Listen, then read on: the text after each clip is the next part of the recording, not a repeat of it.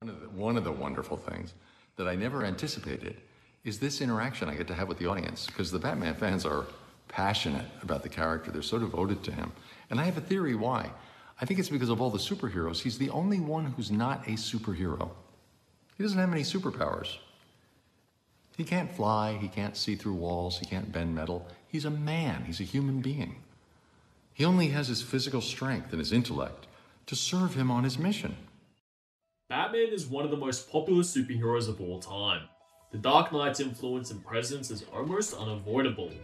He is one of the founding fathers of the comic book industry, a fictional character known so well by word of mouth, that you could compare himself and Superman to that of old mythology when it comes to worldwide notoriety. With his illustrious run as the Caped Crusader, dating all the way back from May 1939 in Detective Comics 27, all the way till now. That is 84 years of storytelling, animated series, TV shows, video games, film adaptations. So much more of this beloved icon who is still going ever so strong even in the modern day, being regarded as one of the best superheroes to ever be conceived. At least that was the notion until more recent times, where a sudden rise of criticism began to form towards Batman's titular character, initially questioning his psyche, motives, methods, and impact within his own fictional world. There you see, Batman doesn't kill people. Because he's a He's a dark creature of the night. He's a jackass! A lot of this would entail pointing out some of Batman's supposed flaws, hypocrisies, and harm he may incidentally cause to Gotham City and many of its criminals. At first glance, there was some merit to many of these critiques and claims, especially with some of the more out there or eccentric depictions of Batman in particular comic books. Although these are more so present in versions of the character that typically strayed away from the conventional Batman that the general public is accustomed to. Even so, these initial critiques had flaws of their own, but were relatively harmless in the grand scheme of things, and generally opened to actual constructive discourse and insight towards the character of Batman and his pursuit for justice. But as time passed on, these once minor criticisms had become insanely blown out of proportion. It went from genuine questioning to just outright dismissal and blatant hatred towards Batman's entire character, or just ignoring the very obvious good he accomplishes, if not both. It's become so bad that it has bled into mainstream media and even DC itself. Riddle me this, how many people you think Batman's indirectly murdered by being too much of a candy ass not to kill these fools who clearly need to be smoked once and for all, you wrinkly, Shar-Pei looking dementia-infested Jesus, I was just trying to make conversation. With countless claims of Batman being a supposed abusive rich boy who cripples the poor and preys on the vulnerable in his free time, becoming an unironic popular consensus of the actual character in the modern time, entirely missing the mark and point of Batman along with all the good he does. No doubt you have seen a YouTube short, long-form video, podcast, TikTok, or Twitter thread in recent years just absolutely shitting on Batman and hyperfixating on the supposed negatives to write him off entirely and or call him hypocritical or use it as a way to call him overrated or have bad writing, with some just outright saying they hate Batman due to those very reasons, which is just silly. The mischaracterization, to be honest, is on a similar level to how J. Jonah Jameson usually and actively mischaracterizes Spider-Man in the Daily Bugle. A lot of what I'm talking about comes from misconstruing particular moments from other depictions of Batman in his many endless comic runs, media games, and more, which I will go into detail about much later in this video. The now ad nauseum notion of Batman bad has grown so much in the past few years that even DC itself is pushing this moronic angle in its movies, comic books, video games, and more, with the company unironically appealing to the lowest common denominator to the point it's affecting the actual fucking character. The opinion that Batman is just some crazy lunatic who is predatory of the poor and causes them nothing but physical, mental, and emotional trauma for fun is simply false. Some Batman fans might even be surprised to hear this, but I'm sure many of you have also witnessed these once former hot takes now take the limelight in recent times, with other similar bad yet popular takes such as Batman's methods are too cruel to the point of long-term and permanent damage, that he causes more harm than good, that he's a spoiled billionaire, so he doesn't have it as bad as other superheroes like Spider-Man, who isn't rich like Bruce Wayne, that he causes everyone he meets, including loved ones, nothing but suffering and pain in all facets. that his incorruptible morals that he supposedly imposes on everyone is causing villains like the Joker and many others to roam about scot-free via constant prison escapes with essentially no consequences. That he preys on young children to indoctrinate into his little bat army.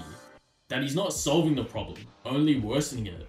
These absolute dog shit takes are being parroted beyond death just because it has garnered major popularity and also because it has now become the norm to shit on Batman. Don't get me wrong, there's still plenty of genuine educated Batman fans out there. Though any sane DC fan can see exactly what I'm talking about in regards to this topic. It's as if there's a lack of basic critical thinking to easily deduce that these absurd moronic claims are clearly not representative of the character of Batman and is just an obscene generalization based on hyperboles and fallacies. This should be common knowledge, especially if you consume all forms of the source material.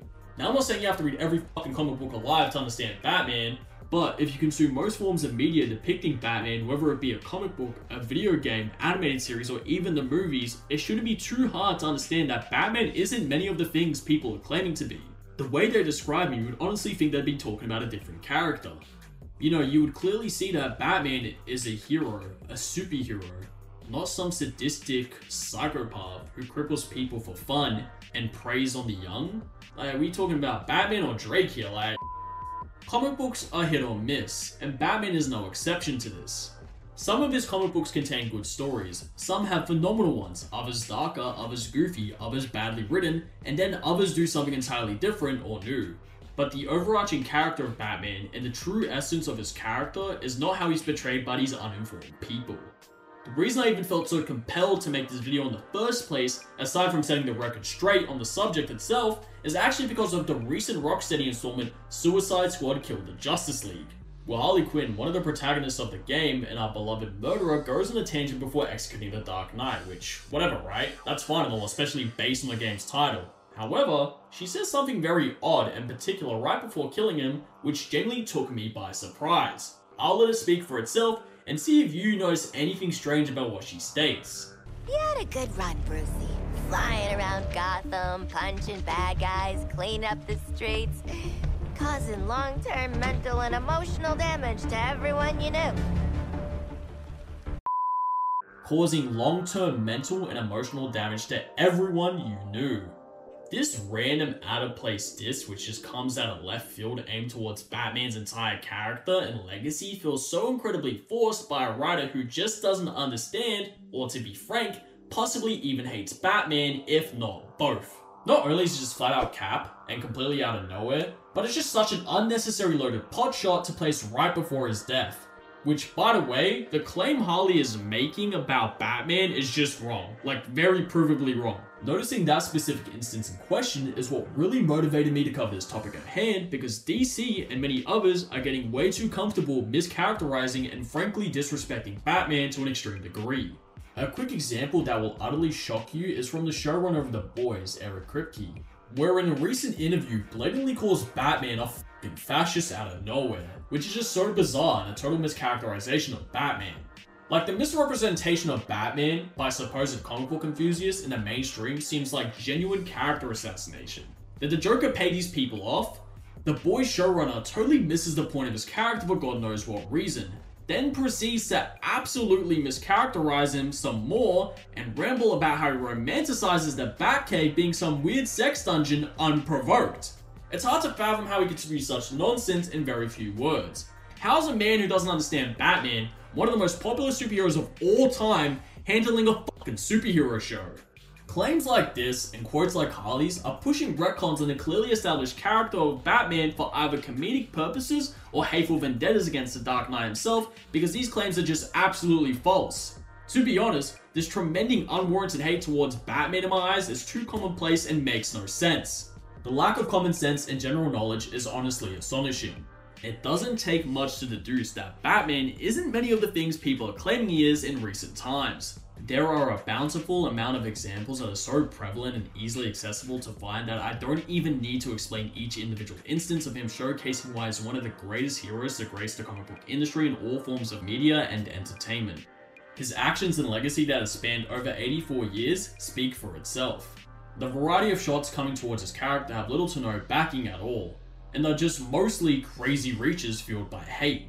It doesn't make sense to take the most minute instances, generally out of context, out of the vast variety of depictions of Batman to state the most insane and incoherent claim about his whole character, disregarding everything else about his character just to fuel this negative agenda towards the Dark Knight, and push this anti-Batman propaganda.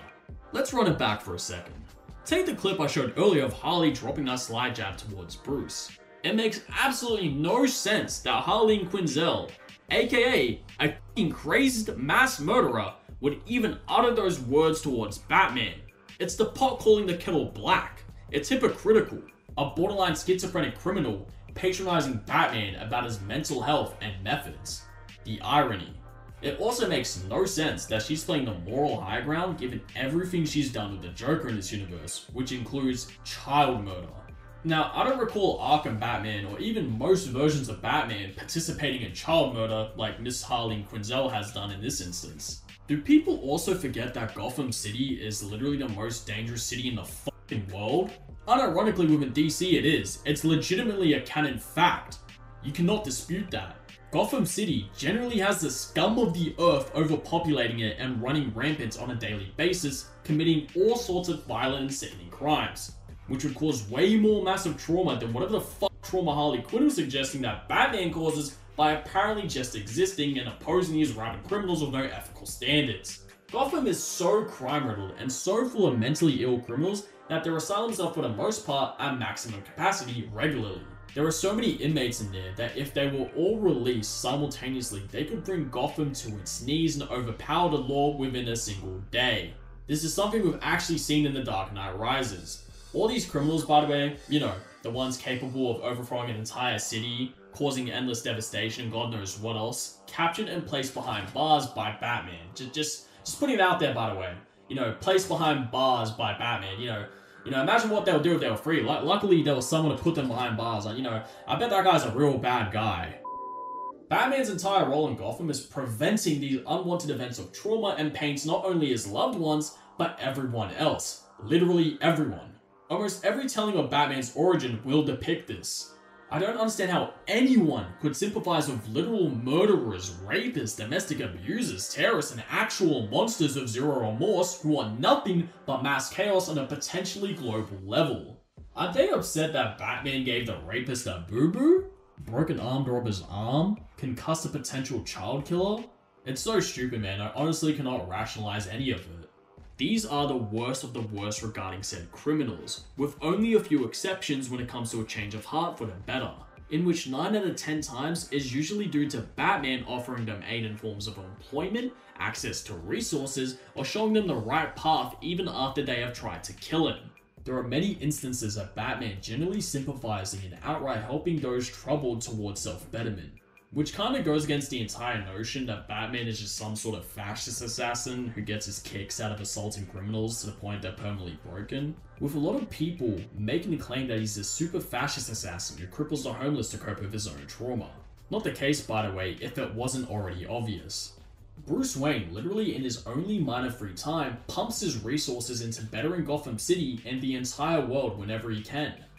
So to act like he's a genuine problematic figure is just outright dishonest or a direct misunderstanding of the character. People also act as if Batman is personally going out of his own way to create these villains of Gotham. As if he's the professor making the Powerpuff Girls, which is just dumb and doesn't make any sense. Though the fact I need to even state this is beyond a joke. But here we are. Just because Batman was personally tied to a villain or two does not mean he is responsible for their inception. If anything, his existence greatly diminishes the crime rate, which is also a point made in the Dark Knight film by the Joker, who outright states that Falcone and every other criminal operate throughout the day to hide from Batman, who typically operates at night. That's how much criminals fear him, which is Batman's whole purpose, to not only apprehend crime, but to instill fear into the heart of his enemies to the point they hesitate or don't commit it at all, which works. You'd think most people would notice, but they don't. By the way, if Batman hypothetically didn't need sleep, or to maintain a double life, he would just outright be doing his 24/7 365. That's how committed he is to the betterment of the world.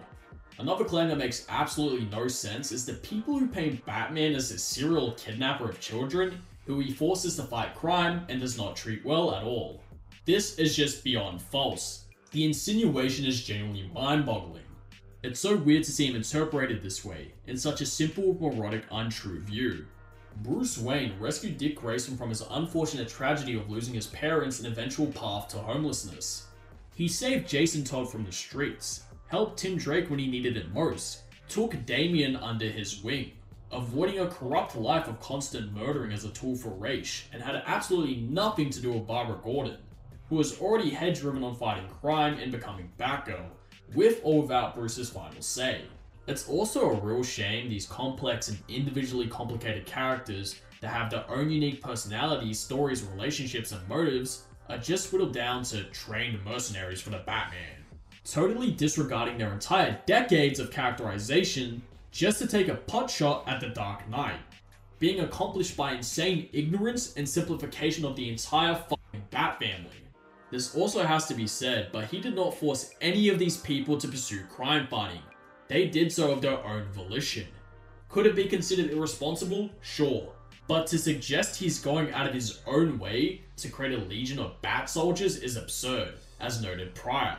Even so, Batman is always constantly supervising his sidekicks, treating them as his own family. He is especially more cautious after losing Jason Todd, which I have to emphasize this point a lot, as people generally believe Batman has no compassion whatsoever.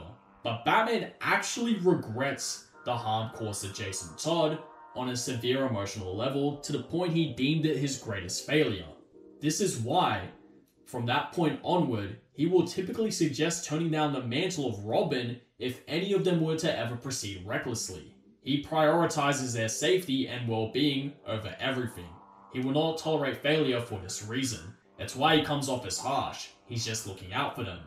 When creating this video, I actually found this Young Justice clip to be a very good reason as to why he even began the Robin system at all. Robin needed to help bring the men who murdered his family to justice. So he could turn out like you? So that he wouldn't. Bruce loves everyone of his Bat family and would generally give any little free time he has to bond with them. He also spends whatever basically non-existent free time he has bonding with his allies who he considers good friends, such as Superman, Wonder Woman, and much more. But in regards to the Bat family itself, these people all have free will. They can leave whenever they like. Batman will not stop them from doing so. We've literally seen this on multiple occasions, Nightwing being the biggest one. Batman is not glorifying his lifestyle at all. It's in fact the opposite. As for the rage, that is the fault of the writer who created Robin during a much different time for the sole purpose of appealing to young readers. That in no way is Batman's fault. That is the writer's fault. Also, Robin's age doesn't get criticized when he's in the Teen Titans now, does it? As for the costume of Robin being too colorful, that's just again the fault of the person who came up with his design at the time. Over the years, it has been tweaked a lot, just like the suits of Batman and Superman. However, again, it's merely a product of the time period of when it was first conceptualized. It's too iconic to change and way too late to do so now. Would it really make some people cry less if he was covered in entirely black from head to toe, looking completely different and nothing like Robin? Really?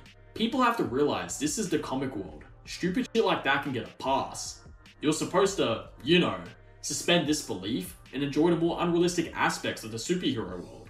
Batman being hard on his family is so he can protect them and make sure they know what they do is not a game. It's a matter of life and death. To those who are still cynical about the Bat family's existence, let me just say that all of them would be way worse off if Bruce had not been in their lives. Most of them would be in the streets with no guidance and subjected to the harsh life of Gotham City and poverty. They would probably just die. And if they didn't die, their lives were already so predetermined and pushed towards conflict that it's likely most of them would have turned into villainous characters. All of them being crime fighters, by the way, have saved countless lives and contributed a lot to the good of the world. So do try and remember that next time. There is a measurable net positive here. People who unironically say Batman treats his family horribly due to him being harsh, tough, a man of few words, and focused on the mission reminds me of people who say Goku from Dragon Ball doesn't love his wife Chi-Chi because he's constantly training and saving the universe, which is also just dumb as fuck. Batman generally loves each and every one of his Bat family and would never wish anything bad or harmful upon them. He would give his life to save each and every one of his family members. Batman's origin is literally a byproduct of losing a family, so why would he lose another one? It makes no sense. Now, sooner or later, someone is going to inevitably bring up the Joker. No one is denying the fact that the Joker is an absolute monster who definitely deserves to be thrown out of a plane while strapped to an electric chair. However, if you know anything about Batman, you'd know he's not an executioner. This was a major component for a lot of criticism of Zack Snyder's portrayal of Batman. Intrinsically, the character does not usually do that part of dealing with the bad. Crossing that line crosses the character of Batman. It would go against everything he stands for as a person if he were to take life away. The GCPD and general law enforcement not giving the Joker a death sentence is not Batman's fault. That's the GCPD's fault, not Batman's. That's every DC superhero's fault, even the ones that are willing to kill. If you're gonna give Batman shit for not crossing a clearly established code to outright kill the Joker, then you better keep that same energy for the entire fucking DC universe, who would be at this point basically accomplices if we were to take these morons' angle and looking at the matter at face value. In fact, it's a huge thing many don't even think about. In some comic runs, the Joker gets caught not just once, twice, but multiple times, and no one's fought to maybe increase his sentence or just give him, you know, the death sentence. What happens after being caught and detained is not on Batman. That burden falls onto the police and the court system. People generally act like Batman himself is handing the cops cash bribes to let the Joker off from getting that generally deserved fate of being put to permanent rest. Acting as if Batman's the one in the court of law arguing for the Joker's case as if he's Saul Goodman. That Batman is the real mastermind orchestrating the Joker's frequent prison escapes. Which there is no way you could anticipate, by the way. It's just generally so hard to say these claims out loud without laughing. It is so comically bad. To come at him personally for that, with abhorrent reaches, is just a true misunderstanding and misrepresentation of the character. He isn't purposefully creating conflict just for the sake of it. He's obsessed with fucking stopping it.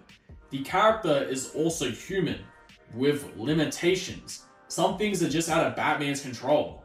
He has genuine emotion and compassion. Even until the very last moment in some depiction of Joker's demise, Batman still tried to help the Joker seek betterment. Batman is so committed to preventing any sort of abuse of power that he came up with a contingency plan on how to defeat each individual Justice League member if any were to go rogue. This also included himself. Though he may have endless conflict with the Joker, he does not create these situations, the Joker does. The real reason the Joker isn't realistically punished for his heinous crimes of a death sentence, or is always seemingly escaping confinement of no real long-lasting consequences, is because the writer cannot kill the Joker off, or keep him detained for a long period of time, or else there is no story. Batman's story will be told to the end of time. So to keep the story going, Batman's most prominent fucking villain has to come around. Even though he should be dead, or permanently gone, he will always be around. The Joker has to come back one way or another, whether you, the reader or viewer, like it or not. What's truly shocking for me is shit like this happens in every comic book. Literally every comic book, whether it be Marvel or DC. The antagonist eventually always comes back, regardless of the horrendous acts they've done. Yet Batman is seemingly the only one catching flack for it. Like, where is this energy for Spider-Man for not killing the Green Goblin, Carnage, Kingpin, and so many more? Spider-Man is famous for actually holding back so much that none of his enemies would be able to stop him if he were to go serious. So is Spider-Man just as guilty as Batman? Is it worse of him because he has powers? Why not condemn Spider-Man? If you're gonna condemn Batman, condemn Spider-Man. Be consistent, man. Why does nobody give Superman shit for not killing cosmic threats? It's for the very same reason I mentioned with the writer. Killing the Joker doesn't rid the world or even Gotham City of its problems. This is why Joker consistently gloats for the Dark Knight to kill him, because he knows that ending his life doesn't stop the inherent problem and only proves the mad clown right. The Joker is a symbol of this, the embodiment of these problems, just like how the Batman is a symbol of justice and the response to these problems. We all saw the good that the killing of the Joker did for Superman in the Injustice storylines. Imagine that but worse with an evil dictatorial Batman. That would unironically do unimaginable devastation, terror, and trauma to the entire world compared to whatever half-assed criticism suggests Batman currently does. Superman might be hard to deal with when evil due to how strong he inherently is as the Man of Steel, but if the Batman were evil or unhinged, we've seen what happens. Take for example Injustice. It showcases that the easy way isn't always the right way, or the best way. That cruel and cold tactics don't resolve the inherent issue and can lead to more harm. It becomes a cycle, an eye for an eye in most cases. By killing, Bruce becomes the gun that stole his family away. He would stoop to the level of his parents' murderer. Batman more than anyone else would understand from a combative sense what lethal tactics could accomplish, yet doesn't incorporate them in battle. It's anti-ethical to his being. He's more calculated than anyone, so from a cold logical standpoint, he'd easily understand the benefits of disposing of someone like the Joker, but knows the wrongs that come with it, and would also conflict with his own morals and ideals. How can there be justice or change if things don't improve? It's simply an execution of the short problem instead of improvement of the long-term problem. So despite knowing there's an easier route always available, he chooses the inherently harder path because that's who Batman is. He does what's right, no matter how hard it is. At the end of the day, he is trying to be better, trying to be different, trying to make change, trying to not be like the world he's surrounded by that are vulnerable to temptation and utter corruption. He is standing in the storm instead of being swept away with it, looking darkness in the eye and not blinking, looking down in the abyss with no hesitation. He is truly the best of us. Batman's will and tenacity is one of his greatest strengths as not only a hero but as a character too. That despite everything he can endure, overcome adversity and resist temptation.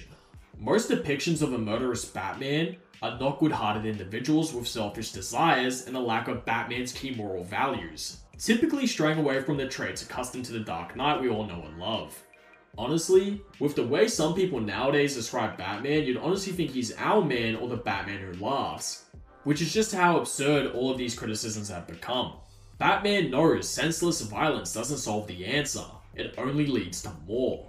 This is evident in the film The Batman, where his first 2 initial years of just beating up criminals led to no progress or bettering the raw problems in Gotham City until he realizes the errors of his ways of just pursuing senseless violence. He realized he had to become more. He had to become not only fear and vengeance, but hope as well. Though speaking of violence, an often criticized part of Batman that I see circulating a lot is his approach to battle and how he deals with criminals. A lot of individuals seriously believe Batman is out here actively crippling any shady person without a second thought or remorse. It's almost become a bit of a meme. It goes so far that people canonically believe he's giving every criminal serious brain damage or long-term trauma. This, like all of the other points so far, makes little to no sense, yet is one of the more popular ones people parrot. Most of this definitely stems from the Arkham games, which I will explain much later. Batman using lethal force makes no sense at all, nor is it consistent with his character. The most force he'll exercise is on superpowered beings where he's quite literally required to do so to even survive or pose a fighting chance.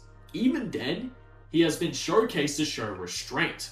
When battling behemoths of gods, superpowered beings and more, he still will not kill.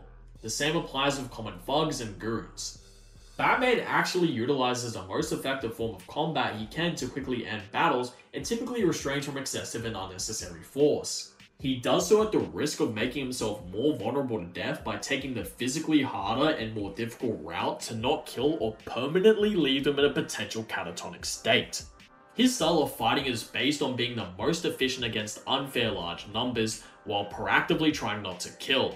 The approach of his combat is entirely tactical and is aimed to ideally render the opponent out of battle. Batman has also been shown to make clean breaks and not leave everlasting damage. I also believe that breaking an arm, a leg, or some ligaments when the culprit is the worst kind of criminal is still an objectively better trade-off than death. So this notion is not only heavily exaggerated to death, but again is just wrong.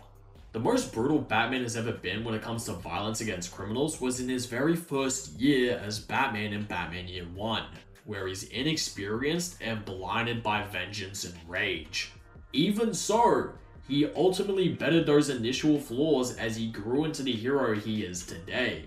Batman at his most vulnerable and emotional can also be prone to being extra violent, but that's usually only in rare situations where his loved ones are in a state of life and death. It's not something he does daily. He actively avoids these kinds of things. Batman constantly keeps himself in check, so I seriously doubt he often uses life-altering violence on his opponents. We actually notice as a fact, Batman holds himself back. Sure, at times he can be a bit brutal, but keep in mind that it's him against an entire city. He is human at the end of the day. He has to be feared, and he partially does so by being a force to be reckoned with. He cannot waver or falter. If he doesn't, he'll never make a significant difference. He'll never make the change which the police alone cannot do. The way he enforces himself is fear amongst Gotham, It's sort of similar to how Light Yagami from Death Note incorporates fear to make the common criminal so paranoid to the point they don't even think about breaking the law by having a seemingly overwhelming presence that makes them think he could be anywhere. Obviously, Batman's methods is morally superior and does not cause death, but comes at the cost of being efficient in combat for whatever means possible. Now, don't misconstrue that as senseless violence, as his presence as fear to criminals legitimately makes them second guess even committing a crime to begin with, which does infinitely more good in the long run instead of being kinder to the literal murderers out there roaming Gotham. Batman has sympathy, these people do not, that's the distinction. To add more to that, Batman is so unwilling to commit to a murder or anything lethal that would lead to that outcome that he would legitimately save his enemies' lives if they were in peril. Here's an instance from Arkham City showcasing this. People generally think Batman is a super selfish hypocrite when he gains absolutely nothing from his pursuit of justice. It's quite the opposite, in fact. He does not get paid to be Batman. He does not do it for recognition. It does not benefit his health one bit. It does not improve his social standing or anything. In fact, it worsens all of these factors. His vast wealth generally is pushed towards the bettering of the world as Bruce Wayne and Batman. His body is under constant physical stress on the most extreme level. His entire physicality has been cultivated to become a weapon of justice, mastering all martial arts, technological capability, and to be the physical force and embodiment of justice. If he's not fighting near impossible odds stacked against him, he's at home constantly training rigorously, preparing for the worst, researching extensively, conducting detective work, and much more. Bruce Wayne seriously has no real social life or even a chance to fucking relax as a byproduct of being Batman, as crime does not sleep. Seriously, when is the last time you can recall Bruce Wayne taking an 8 to 10 hour nap intentionally? All that has been shown so far is the opposite of being selfish. To suggest otherwise wouldn't make any sense. Being Batman is incredibly taxing to your mental, physical, and more.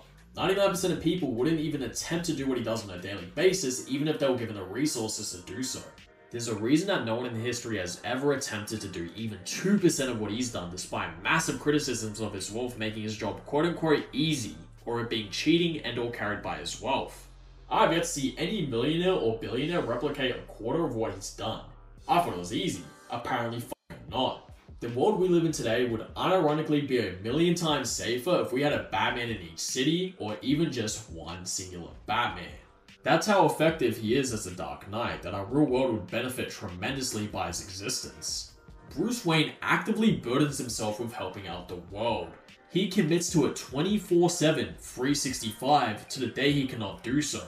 He's even willing to die for the job if it means saving more lives. You've also got to remember that Batman isn't just battling common crooks and supervillains, but an entire corrupt system in Gotham, the GCPD and the Asylum, who are also probably responsible for the frequent escapes of inmates or using them for dirty work. Batman's facing all these odds generally by himself, by the way. You know, as a human, the one without powers. It's literally him versus everyone, yet somehow he is still prevailing despite the unfair odds. Bruce Wayne, for the most part, doesn't even allow himself to settle down and live the cushy normal life he could easily have at any time in favor of being Batman for the sake of providing justice to the best of his ability. So the massive uproar and negativity questioning his selflessness, ethics, and everlasting impact in a disingenuous manner, and wholeheartedly agreeing with it, makes absolutely zero sense to me. It's either dishonesty or a pure misunderstanding of who and what Batman is. I genuinely cannot rationalize any of it. One of the big reasons these negative stances against Batman has garnered an audience is due to a variety of gross misconceptions. So you won't kill, but you're fine with traumatic brain injuries. Secure the loading docks. A plethora of these horrid misconceptions' existence is due to firstly the Arkham games, where Batman's style of combat is at its most exaggerated and stylized to keep video game players engaged. A result of this is making the action seem much more wilder and brutal than what Batman would actually canonically enforce. It does not help that the players can manipulate and abuse game mechanics to make the characters seem like murderers. Because a game where Batman snuffs out his enemies with a simple blow or two wouldn't really resonate with gamegoers as much, and would be way too quick and repetitive with not much left to be desired. So Rocksteady opted for flashier, long-lasting battles, which incidentally led to the notion that Batman cripples and possibly leaves life-altering injuries or possible death upon his enemies. Here are a few examples.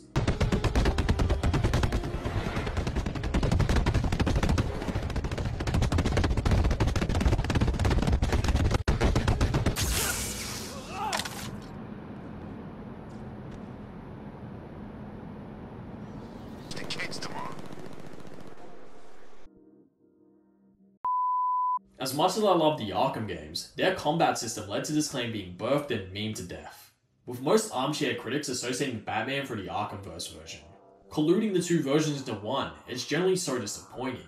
Batman in the Arkham canon does not even kill anyone first and foremost, excluding Suicide Squad kill the Justice League.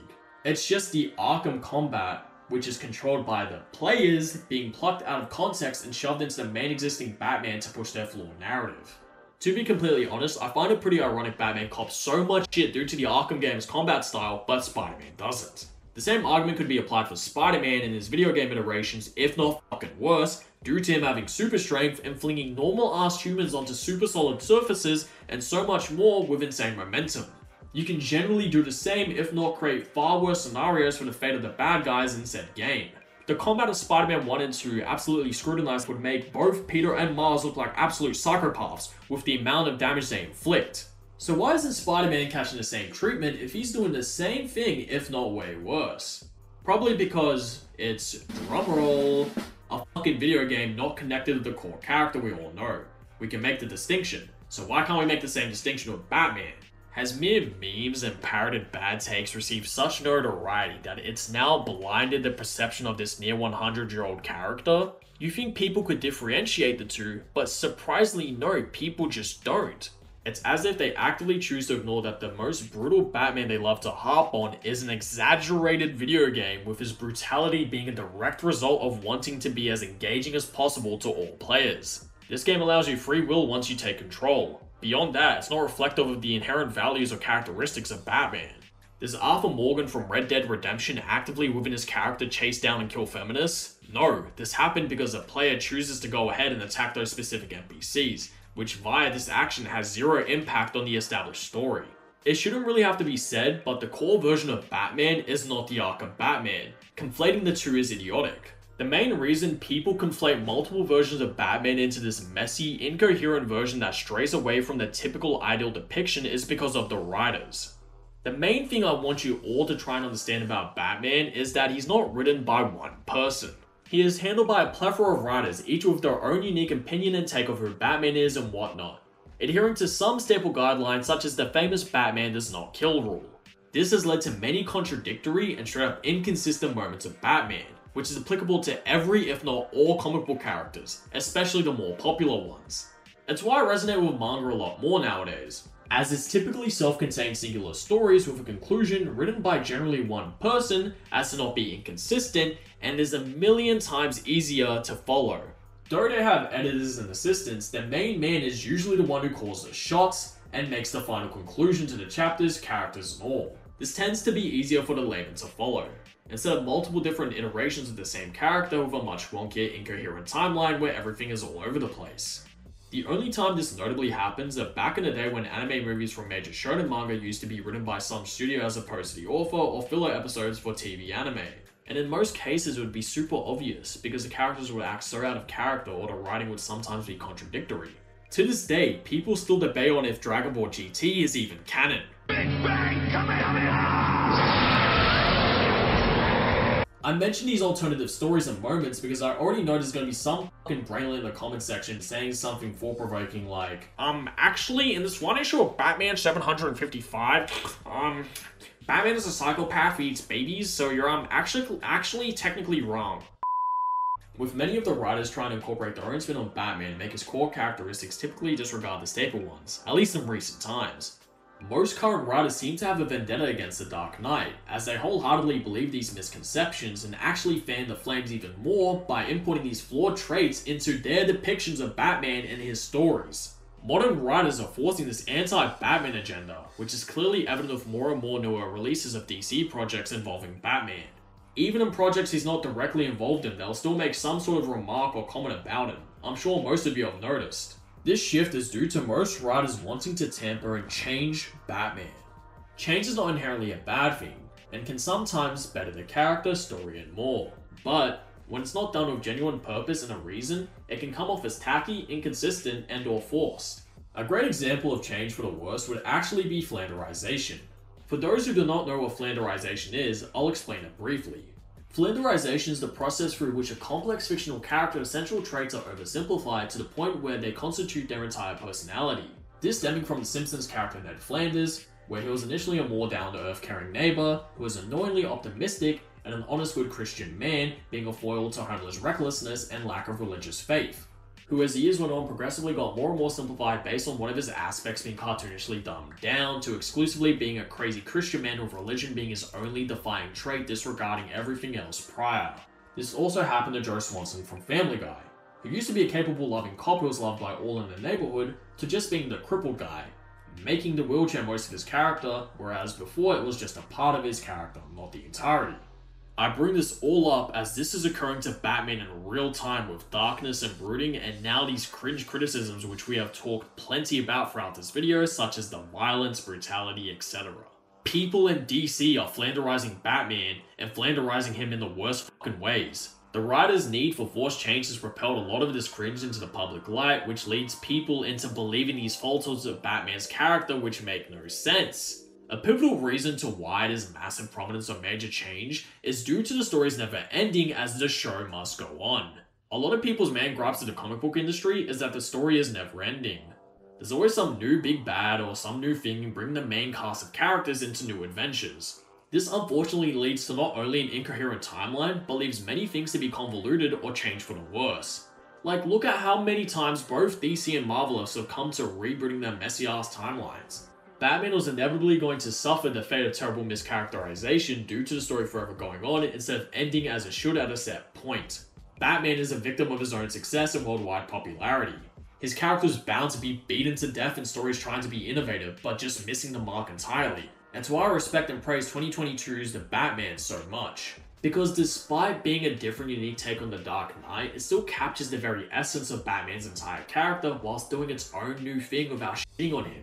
Providing an amazing aesthetic you could immerse yourself in, a memorable soundtrack, and so much more, which only elevates the story to greater heights. Proving you can actively make a different iteration of Batman and still make it work without disregarding the character's core traits and what he once was. This is a lot more commendable and praiseworthy opposed to current writers blemishing and shoehorning random shit that doesn't fit at all or are just blatant retcons due to lack of originality and trying to appear different or unique. Now, I don't really like to use this excuse because most of the time people will say it falsely or as a coping mechanism to defend their ridiculous positions, but in this case, I think it's actually very fucking valid. I wholeheartedly believe, to a certain degree, that Batman's popularity makes people genuinely mad on some hater shit and clouds the perception of the character due to spite. It's as if they have this personal hatred towards him because of his overwhelming positive reception as a well-written iconic character known by all. His popularity unironically makes them mad. So they cope by trying to actively nitpick any little thing they can cling onto and or reach due to Batman in concept being a fucking fantastic character with compelling depth and popular appeal. These individuals in question forcing any reason to downplay his character just to seem different or cool for not believing the popular consensus. It's the real world equivalent of that guy, you know, who claims to hate all popular music and gatekeep random indie bands, but will suddenly dislike them too if they take off in popularity just to maintain this aura of being unique. In actuality, it looks like the fucking nerd emoji, but you get my point. It's so, like, bizarre. Like, alright bro, you're so cool and different and quirky for not liking Batman. So cool and intelligent. You definitely watch Rick and Morty. To be honest, not only is that angle just ridiculous and reeks of insecurity, but just makes no sense at all. It's just always felt so odd to many of those promoting the forced negative agenda around Batman and his impact on the world failed to realize and recognize that he is at the end of the day a hero. Arguably the greatest hero of all time. Bruce Wayne literally does nothing but good. He has such an overwhelming net positive to the world, it's insane to quantify. He has saved the entire world too many times to count. He holds and commands respect of many of the strongest and most prestigious beings in the DC universe. This includes Superman, who people hold in high regards morally. Batman is also a founding member of the Justice League who have benefited mankind as well as other distant planets in terms of planetary aid. Bruce literally dedicates his entire life to justice, whether it be big or small in scale, 24/7, 365. His motives are nothing but pure, and just intends for a world where what happened to him as a child never happens to anyone else ever again. Even with it being such a daunting task, he does it with no complaints to the very end. Amanda Waller, who is nothing but cynical towards superheroes, came to the conclusion that the Earth needs a Batman. Batman is willing to die in pursuit of justice, willing to give his life at any given moment even if it's just for one person. He will prioritize the life of his comrades or the innocent over anything else. He is as selfless as one could be. Even as Bruce Wayne, he utilizes his vast wealth to the betterment of Gotham City and the entire world. Batman may be fear, but he is also hope. To slander him based on wildly bad, dumbed-down takes and misconceptions is just obscenely absurd and ridiculous. I'm not saying Batman is perfect, far from it.